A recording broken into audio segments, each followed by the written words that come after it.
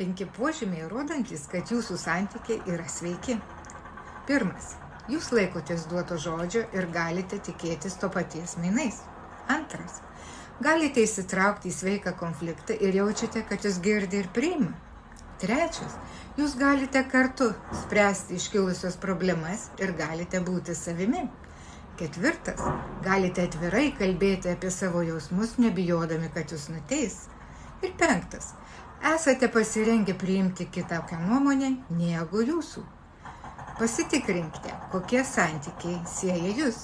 O dar daugiau naudingos informacijos, testų, psichologinių žaidimų ir kitokių menoterapijos metodų rasite prisijungę į mūsų klubą Moteriški sparnai.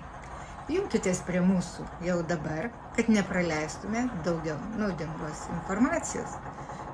Su meile, Rasa.